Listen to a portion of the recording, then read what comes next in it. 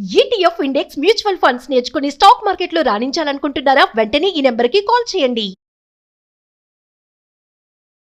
నమస్తే, welcome back to Suman TV. ప్రస్తుతం మనతో పాటు ఉన్నారు పబ్లిక్ స్పీకర్ రజనీ రమ్మ గారు. నమస్తే మేడం. నమస్తే నవీన. మేడం, ఈ అహ్మదాబాద్ది ప్లేన్ క్రాష్ సంబంధించి అందరూ ఫ్లైట్లో చనిపోయిన వాళ్ళ గురించి 242 మంది గురించి మాట్లాడుకుంటున్నారు. మరి వాట్ అబౌట్ జుడో డాక్టర్స్? మధ్యాహ్నం టైంలో లంచ్ బ్రేక్ కోసం క్యాంటీన్కి వెళ్ళారు. కొంతమంది ఆ టైంలో హాస్పిటల్కి వెళ్ళిన వాళ్ళు ఉన్నారు, చెప్తున్నారు సాక్ష్యాలు. నేను ఆ టైంలో అక్కడ లేను, హాస్పిటల్కి వెళ్ళాను. కొంతమంది చెప్తున్నారు ప్రొఫెసర్స్ ఫ్యామిలీస్ కూడా ఉంటున్నాయంట అదే బిల్డింగ్లో. మరి మా అబ్బాయి టిఫిన్ చేయడానికి బయటకు వెళ్ళాడు, ఎప్పుడైతే ఈ ఫ్లైట్ సడన్గా వచ్చిందో కొంతమంది దూకేశారంట అక్కడి నుంచి. మరి ఇప్పటివరకు ఎంతమంది అనేది ఇంకా క్లారిటీ లేదు. 30 అంటున్నారు, 40 అంటున్నారు, 50 మంది జుడో డాక్టర్స్ అన్నారు. మరి అక్కడ వరకు వచ్చారు అంటే వాళ్ళు డాక్టర్స్ చదవడం, ఆ వృత్తి కోసము ఎంతో మందికి వైద్యం చేయాలని కొన్ని కళలతో వచ్చారు. ఒక డాక్టర్ చదివించడం అంటే తల్లిదండ్రులకి ఈ రోజుల్లో ఎంత కష్టం, అది మీకు తెలిసిన విషయం. ఎంత ఖర్చు పెడితే అక్కడ దాకా వచ్చి ఉంటారు. మరి ఒకసారి వాళ్ళ గురించి మాట్లాడుకుంటే మేడం. పాపం అసలు అక్కడ మెడికల్ కాలేజ్ అక్కడ ఉండడమే 100% తప్పు. అదే ప్లేసెస్ కోసం అక్కడ అలా కట్టుకుంటున్నారు. కానీ ఇప్పుడు చూడండి, దేశానికి అసలు డాక్టర్లే కరువు అయిపోయారు. ఇప్పుడు ఒక స్పెషలిస్టులు కావాలంటే వెతుక్కునే పరిస్థితి.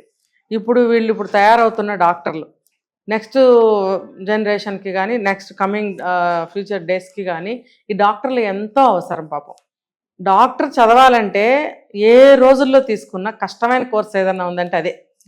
వాళ్ళు ఎంతో కష్టపడాలి, ఎంతో ఎంతో ఎంతో కష్టపడాలి, మామూలుగా కాదు. అంత కష్టపడితే ఒక డాక్టర్ తయారవుతారు. కష్టము, దానికి తగ్గ ఖర్చు కూడా. తల్లిదండ్రులు శ్రమ ఎంత ఉంటుంది, ఎక్కువ 50-50 అనుకోవచ్చు. వాళ్ళు ఎంతో కష్టపడి శ్రమించి వాళ్ళకి కావాల్సిన అన్ని సమకూర్చి, డబ్బులు ఫీజులు అన్నీ సమకూర్చి వాళ్ళకి కావాల్సిన ధైర్యాన్ని ఇచ్చి, ఇంకా ఈ రోజుల్లో ఆడపిల్లలకైతే తీసుకెళ్ళి దించడము, మళ్ళీ తీసుకొని ఇంటికి తీసుకెళ్ళడం, ఇలాంటి శ్రమలన్నీ పేరెంట్స్ పడుతున్నారు.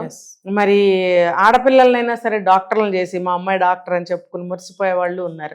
రేపు పెళ్లి చేసి అత్తగారింటికి పంపించేస్తాము, అంతా మరి పరాయి పిల్ల అయిపోతుంది అని తెలిసి కూడా ఆడపిల్లల్ని కూడా బాగా చదివిస్తున్నారు. డాక్టర్లు ఏంటి అసలు ఏది చదువుతానంటే చదివిస్తున్నారు.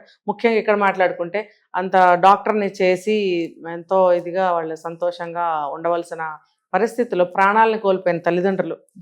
ఇప్పుడు అక్కడ మెడికల్ కాలేజ్ అంటున్నారు కాబట్టి ఆ స్టాఫ్కి కూడా అది క్వార్టర్స్ ఏవో ఉన్నాయని చెప్తున్నారు. అంటే మెడికల్ ఉంటున్నాయి అక్కడ. ఈ డాక్టర్స్ ప్రొఫెసర్స్ ఉంటారు, మెడికల్ స్టూడెంట్స్కి విద్య బోధించడానికి ప్రొఫెసర్స్, వాళ్ళకి కూడా అక్కడ క్వార్టర్స్ అనేవి ఇవ్వటం జరుగుతుంది. కాలేజ్ ప్రిమిసెస్ అంతా దగ్గరలో ఉండాలి కదా వాళ్ళకని అక్కడే క్వార్టర్స్ అన్నీ అలాట్ చేయడం అనేది జరుగుతుంది. సో పాపం వాళ్ళు కూడా భోజనాలు చేస్తూ ఈ క్రాష్కి గురై చనిపోయారు. ఎవరు ఊహించారు? ఉన్నది ఉన్నట్టుగా ఎక్కడ ఉన్న వాళ్ళు అక్కడ ఏ పని చేస్తారో. అన్నం కూడా అలానే ఉందంటే అన్నీ ఎక్కడెక్కడ చెల్లా చెదురు వస్తుంది. భూమి అని ఒక్కసారి వచ్చి దాని ముందు భాగం చూసారా ఎలా ఉందో? భయం వేసింది నాకైతే. అది ఎంత ఫోర్స్ తో వచ్చి బిల్డింగ్ లోపల నుంచి బిల్డింగ్ బయటకు వచ్చింది. పెన్సిల్ కి కొన ఎలా ఉంటుంది మేడం, అలా ఉంది. ఆ బిల్డింగ్ ని దూసుకుని బిల్డింగ్ బయటకు వచ్చింది. అది బిల్డింగ్ అంతా కూలిపోయింది. అది పునాదులతో సహా కదిలిపోయింది. ఎన్నో అంతస్తు చెప్తున్నారు మీరు. 125 లీటర్ల పెట్రోల్ పేలితే మరి అమ్మో, నల్లటి పొగ దాని వల్లే వచ్చింది. అది హైలీ ఫ్లేమబుల్. అది చాలా జాగ్రత్తగా ఉండాలి. దానికి అది గుద్దుకోవడం వల్ల బ్రేక్స్ వచ్చేసి ఏమవుతుంది, లీక్ అయిపోతుంది. అది ఒక డ్రాప్ లీక్ అయితే ఏంటి నవీనా, అక్కడ చిన్న డ్రాప్ ఏదన్నా మన పెట్టి అగ్గిపుల్లకి ఏంటి ఏమవుతుందో అక్కడ. అలాంటిది 125,000 లీటర్ల పెట్రోల్ అంటే అసలు అది ఊహించుకోవడానికే అసలు పదాలు లేవు. ఇమీడియట్లీ దూకేశారంట మేడం చాలా మంది స్టూడెంట్స్. అయితే దూకేస్తే పాపం వాళ్ళ కాళ్ళు చేతులు విరిగిపోయింది. ఇంకా వాళ్ళ లైఫ్కి దేనికి పనికి వస్తున్నారు కాబోయే డాక్టర్లు. అసలు నిజంగా అక్కడ అందరూ కూడా దేవుళ్ళ కిందే లెక్క.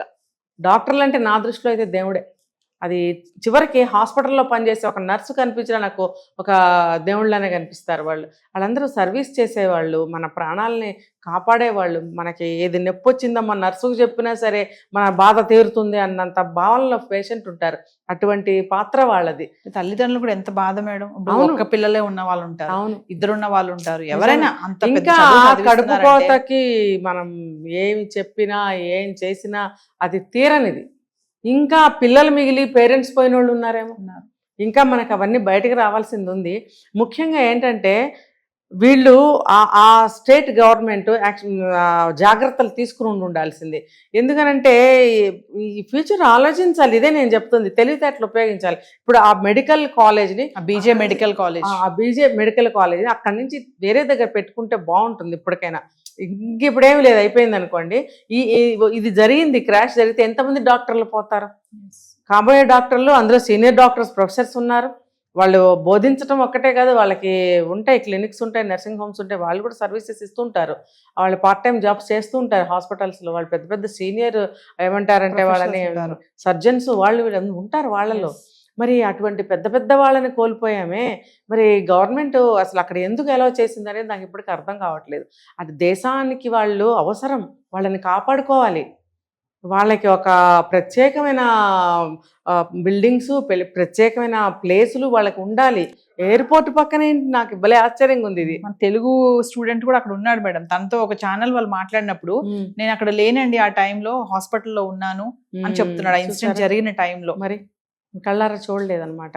మరి అక్కడ చూసి బతికి బట్టగట్టిన వాళ్ళు చెప్తారు, ఇంకా బాగా చెప్తారు. మనకి వస్తాయి నెక్స్ట్ దానికి సంబంధించిన మెసేజ్లని.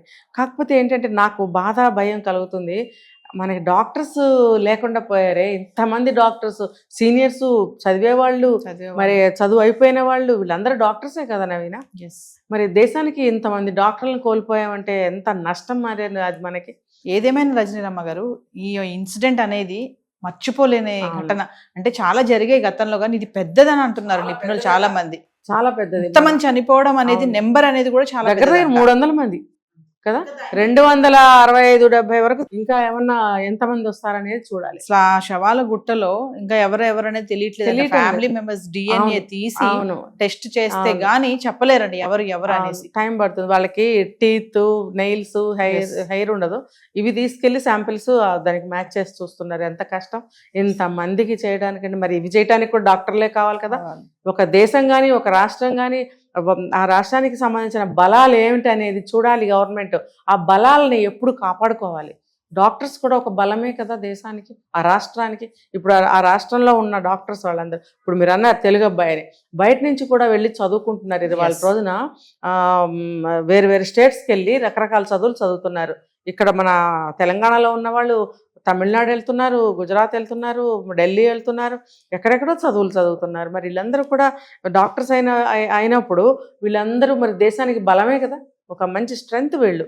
ఏదన్నా మనకి వచ్చింది అని అంటే బయట నుంచి ఎక్స్పర్ట్స్ని పిలిపించుకునే కంటే మనకి ఎక్స్పర్ట్స్ ఇండియాలోనే ఉన్నారు అనుకునే ఆశని కోల్పోతున్నామా?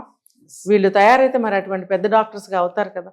మనం కాపాడుకోవాల్సిన పూచి మన రాష్ట్ర ప్రభుత్వానికి కానీ, దేశ ప్రభుత్వానికి కానీ ఉంది. ఇంకా ఈ స్టూడెంట్స్ చదివే వాళ్ళు ఎవరైనా కూడా వాళ్ళు కూడా తెలుసుకోవాలి, ఈ కాలేజ్ ఎక్కడుంది, మనం వెళితే బాగుంటుందా, ఇవన్నీ ఆలోచించుకొని వెళ్ళాలి. ఎలా ఉంది ఏంటి, అక్కడ మనకి సెక్యూరిటీ ఉందా లేదా, ఏమేమి ఉన్నాయి. నిన్న ఒక అమ్మాయి ఫోన్ చేసిందండి, ఎవరో రెంట్కి ఇల్లు కావాలంటే ఏదో ఉందని చెప్తే ఎవరో మా నెంబర్ ఇస్తే ఫోన్ చేసి అడుగుతుంది. ఎక్కడి మహారాష్ట్ర నుంచి ఫోన్ చేసి అడుగుతుంది, ఈ లొకేషన్ ఎక్కడ, నేను ఫలానా ప్లేస్లో జాబ్ చేస్తున్నాను, అక్కడికి ఈ ఇంటికి ఎంత డిస్టెన్స్ ఉంటుంది. మాకు అసలు ఏ సంబంధం లేదు, జస్ట్ అది హెల్ప్ మా నెంబర్ ఇచ్చారంట. మమ్మల్ని పట్టుకుని, అసలు ఓనర్ వాళ్ళు ఎక్కడ ఉన్నారు, మమ్మల్ని పట్టుకుని ఎన్ని అడిగిందంటే సరే చెప్పాను. అలా కాదు, మీరు అప్రాక్సిమేట్గా చెప్పొద్దు, మీరు అది చూడండి, మ్యాప్ చూసి డిస్టెన్స్ ఎంతో నాకు చెప్పండి, నేను రోజు వెళ్ళాలి కదా, నేను వెళ్ళగలనా లేదా నాకు తెలియాలి కదా ఇల్లు తీసుకోవాలంటే అని. మాకేంటి అవసరం, అయినా కూడా మేము తెలుసుకుని ఇంత డిస్టెన్స్ అండి అని చెప్పాం. చెప్పినప్పుడు ఇల్లు ఎంత ఉంది, ఎన్ని రూమ్లు ఉంది, దాని వైశాల్యం ఎంత, ఎన్ని స్క్వేర్ ఫీట్స్, ఇవన్నీ అడిగి మొత్తము అప్పుడు తను ఫైనల్ చేసుకుంది. మరి అలాంటి వాళ్ళ జీవితాలు బాగుంటాయి కదా. ఇప్పుడు తను ఎక్కడి నుంచో డైరెక్ట్ సామాన్లు తీసుకొచ్చేసి ఇంట్లోకి వచ్చేసి ఇక్కడి నుంచి ఆఫీస్కి వెళ్ళాలి, అవన్నీ ముందుగానే తెలుసుకుంటుంది ఆవిడ. అది అలాగే చదువుకోవడానికి వెళ్ళినప్పుడు మనం అవన్నీ తెలుసుకోవాలి. తెలుసుకుని మనం అక్కడ చదువులకు వెళ్ళాలి అనేది కూడా మనం తెలుసుకోవాలి ఇక్కడ. Thank you ma'am.